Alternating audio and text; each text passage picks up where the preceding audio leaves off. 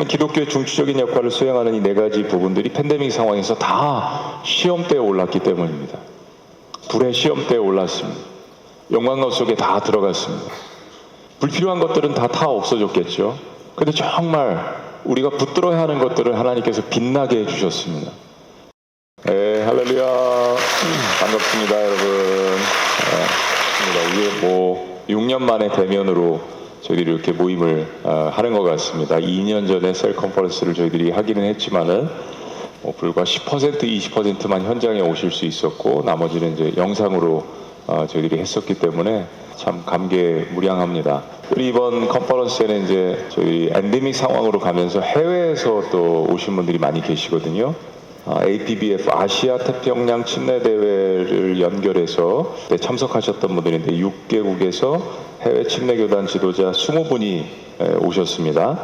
또 디아스포라 미션교회 목회자와 성도님들 18분이 오셨고요. 또 현장과 온라인으로 참석하시는 지구촌교회 파송 협력 선교사님들 19분, 그래서 57분, 60여 명 정도가 해외랑 연결되신 분들인데 우리 자리에서 다 같이 일어나시면 그분들을 위해서 뜨거운 사랑과 격려의 박수로 환영하도록 하겠습니다. 너무너무 감사합니다. 이게 사실 쉽지 않은데 해외에서 참여하셔서 하루 종일 강의를 들으시는 거 이게 만만치 않은 거거든요. 그러나 저희들이 엔데믹 상황을 맞이하고 또 대면이 활성화되면서 과연 목회를 어떻게 해야 되는가, 또 복음 증거를 어떻게 해야 되는가, 어떻게 저희들이 사역들을 이어나가야 되는가, 이런 것에 대한 질문과 관심들이 굉장히 많으신 것 같습니다. 그런 의미에서 지난 3년 동안 현장에서 수련을 하는 게 없었기 때문에 이번에 처음에 등록하는데 조금 쉽지는 않았습니다. 시간이 갈수록 여러분들이 마음에 작정을 하시고 이제 등록하시는 분들이 많이 있으셔서 원래 셀 컨퍼런스는 한 번도 영상으로 다 오픈을 해서 공개를 한 적이 없거든요. 2년 전에 오픈을 했었다가 저희들이 나중에 이제 클로즈를 했습니다.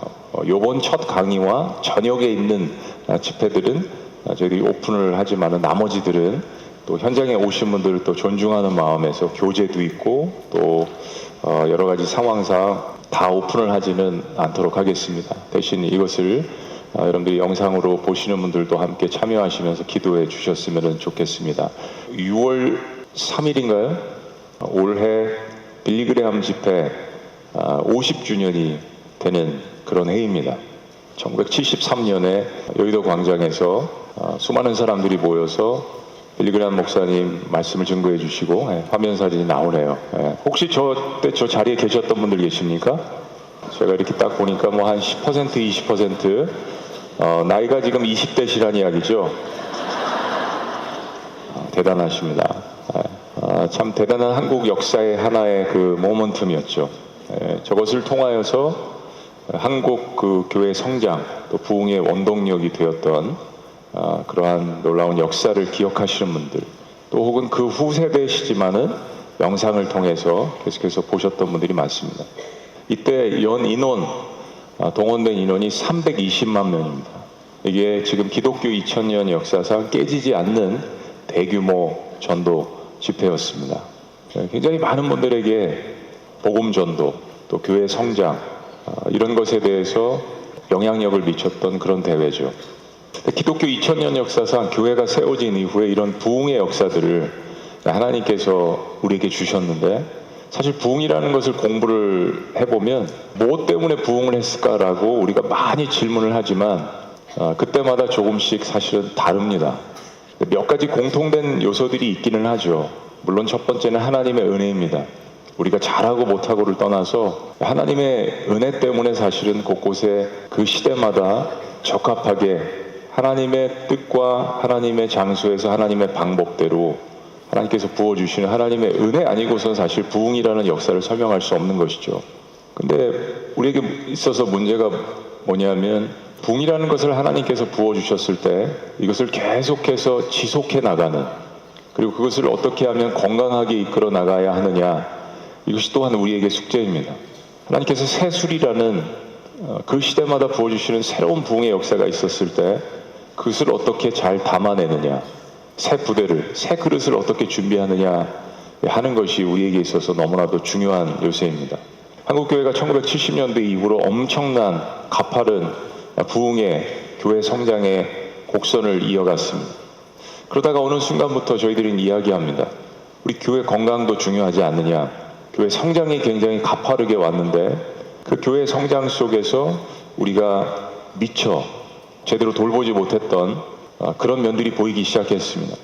그래서 과연 교회는 어떻게 하면 이제 건강하게 할 수 있을까? 이렇게 많이 모인 사람들을 어떻게 건강하게 제자 삼아서 또 세상으로 파송하고 단순히 교회 모여서만 교회 모습을 갖추는 것이 아니라 세상 밖에 나가서 가정에서 아버지로서 어머니로서 자녀로서 그리고 직장에서 학교에서 이 세상 곳곳에서 예수 그리스도의 주님 되심을 어떻게 우리가 선포하고 그리고 사람들에게 과연 예수를 믿는다는 것은 어떤 의미인지를 제대로 보여주는 그 삶의 모습이 저희들에게 필요하게 되었습니다. 물론 이 이야기를 1990년대부터 저희들이 하기는 시작했지만 아직도 퀘스천, 저희들이 고민하고 있는 그런 문제이기도 합니다. 성령의 도우심으로 교회들마다 회심의 역사가 일어나고 또 곳곳에 십자가가 세워질 때마다 사람들이 모여드는 숫자상으로 성장할 때 리더들은 이제 어떻게 하면 성숙으로 가야 할까? 이런 문제들, 교회는 교회 성장을 넘어서서 성숙의 단계로 가야 한다. 이런 이야기를 한 지 오래됐던 것이죠. 최근에 기독교 내부에서 이 팬데믹 상황을 거치면서 나오는 어떤 글, 또 뭐 아리클, 통계 이런 동향들을 보면 한국 교회뿐만이 아니라 전 세계 교회에서 화두가 되는 몇 가지 단어들이 있습니다. 그게 뭐냐면 첫째는 예배 회복이죠. 예배 회복. 어떻게 하면 우리가 예배를 회복할 수 있을까? 그러니까 모이지 않으니까 보이는, 모이지 않으니까 생각하는 문제들이 대두됐습니다. 예배가 뭐였지? 다 같이 모여서 예배를 드릴 수 없을 때는 어떻게 예배를 해야 되지? 찾아보기 시작했습니다. 옛날에 핍박받았던 교인들은 어떻게 예배드렸을까? 이렇게 한자리에서 대거로 모이지 못했던 중국에 있었던 교인들, 북한에 있는 소수의 지하교회 그리스도인들, 수많은 핍박 속에 살아왔던 지금도 존재하는 이슬람 지역 가운데 있는 그리스도인들은 어떻게 예배를 드릴까? 본질을 생각하기 시작했습니다. 또 하나의 문제는 공동체성의 회복이죠.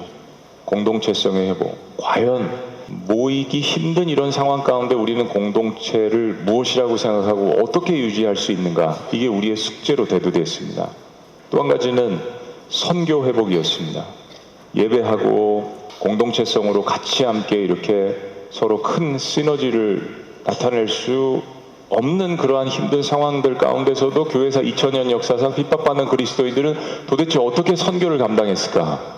그리고 마지막 키워드 하나는 다음 세대였습니다. 다음 세대.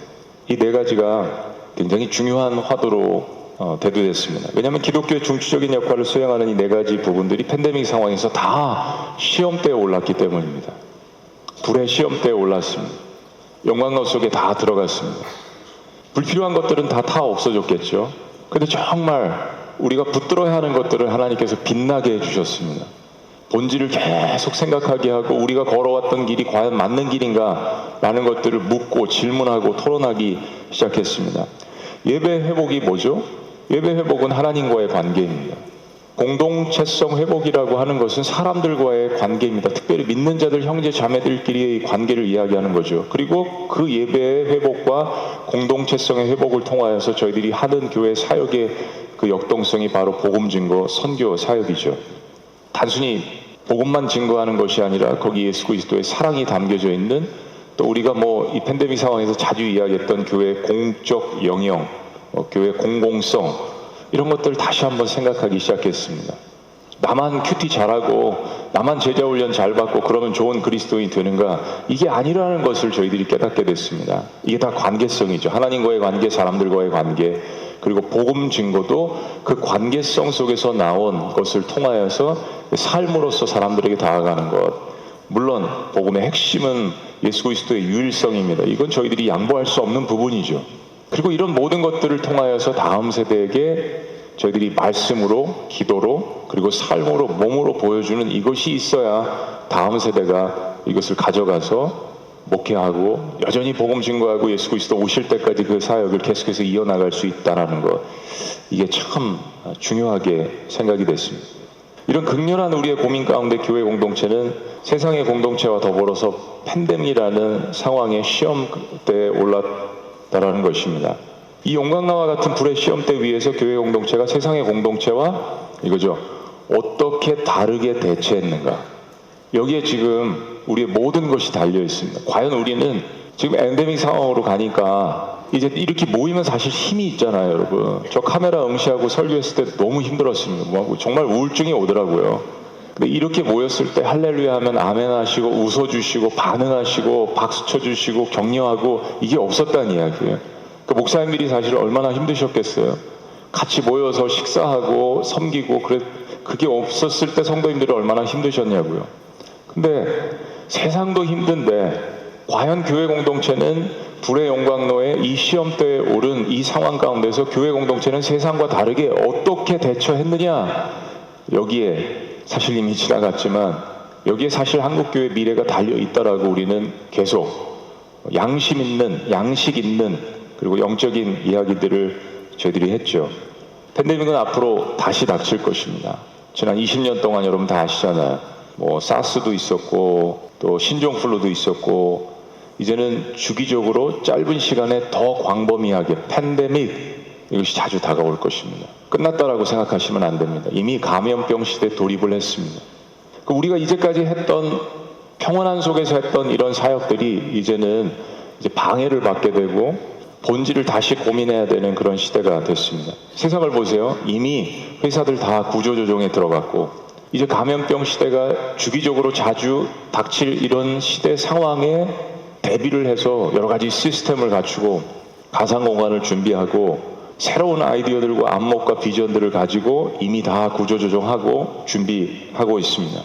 근데 세상 기업의 한계는 분명히 존재하죠. 세상 기업의 한계라는 것은 이윤을 추구한다는 것입니다. 사실은 그 이윤을 추구하기 위해서 때로는 비도덕적인 일도 해서는 안 되지만 할 때가 있고 이윤을 추구하기 위해서는 거기에 속한 사람들의 희생도 또 요구를 하죠. 기업은 철저히 이윤을 창출해야 되는 공동체입니다. 그럼에도 불구하고 요즘 기업들을 보시면 세상의 기후온난화든지 또 아프리카에 있는 굶어 죽어가는 어린 그 영혼들을 위해서 기업도 이윤을 추구하는 동시에 그 이윤의 일부를 세상을 위해서 사용한다는 그 메시지를 전합니다.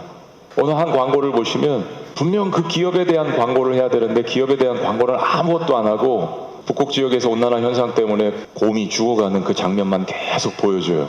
그리고 맨 마지막에 한 3초 정도 그 기업의 이름만 딱 내보내고 광고가 끝납니다. 그게 그 기업의 이미지를 심어주는 광고죠.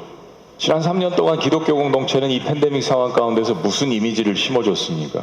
우리는 세상과 다르게 우리가 붙들고 있는 변할 수 없는 이 하나님의 말씀, 이 진리를 이 세상 가운데서 어떻게 선포하고 그것을 붙들고 있는 사람들은 가정과 직장과 학교와 회사와 교회 안에서 모일 수 없었을 때 온 세상으로 퍼졌던 기독교인들은 어떤 역할들을 감당을 했을까요? 이게 너무나도 중요합니다. 기독교 공동체는 무엇이 달라야겠습니까? 저는 우리 모두가 여기에 대한 해답을 여러 가지가 있겠지만 특별히 예수님께서 보여주신 12제자 비전에서 찾아야 한다라고 생각합니다.